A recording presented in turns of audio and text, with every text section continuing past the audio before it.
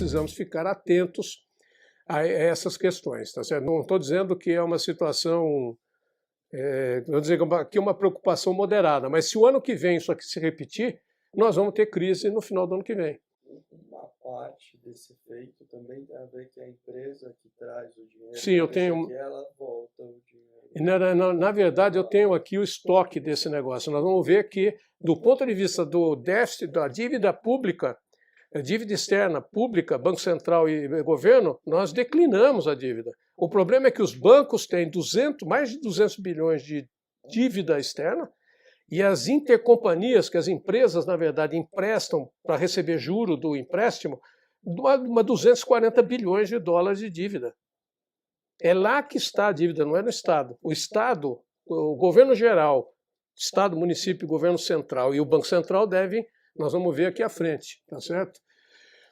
E aqui, quando a gente estava falando que cresce a economia, cresce a importação e cresce menos a exportação, o que nós temos? Nós olhamos nesse quadro, nós temos aqui uma redução do superávit de janeiro a outubro de 2022, sobre o mesmo período do ano passado, uma redução de 7,2 bilhões de dólares de queda do superávit. A despeito das exportações terem crescido 44 bilhões e as importações terem crescido 52 bilhões.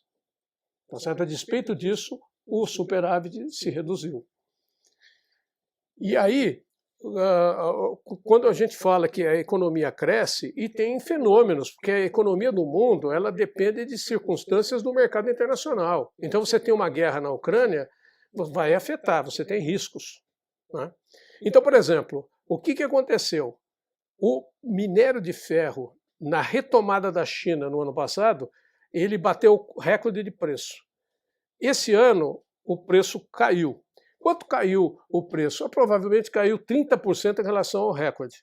O que aconteceu com a perda de receita com minério de ferro? Nós tivemos uma perda entre janeiro e outubro de 14,7 bilhões de dólares na conta do minério de ferro. Nós perdemos 14,2 bilhões com minério de ferro. E nós perdemos com cobre, com ouro, com uma porção de outras coisas. Mas o que mais prejudicou foi o crescimento das importações. Por quê? Nós tivemos um aumento de gasto com fertilizante de 11 bilhões de dólares nesse período. E tivemos um aumento com derivados de petróleo de 8,8 bilhões de dólares. Tivemos com óleo bruto de petróleo 4,4 bilhões de dólares. Pô, se eu diminuo a minha receita num dos principais itens das exportações, que é o minério de ferro, e eu cresço adubo para poder produzir a safra recorde que nós vamos ter esse ano, o que acontece? Eu reduzi o espaço. Então, quando eu cresço muito, eu acabo puxando importações. Então, a agropecuária, os dois candidatos tinham esse programa. Nós precisamos de um programa de suprimento de adubo. Se nós somos um dos maiores produtores agrícolas do mundo, nós não podemos depender de ter que comprar em 10 meses 22,3 bilhões de dólares em fertilizantes. 23 bilhões de dólares. Nós temos que ter produção local dessas coisas, tá certo? E também aí, isso porque eu não estou falando de composto inorgânico, carvão, inseticida, tudo isso aqui, nós estamos com gasto acima de 5 bilhões de dólares em 10 meses.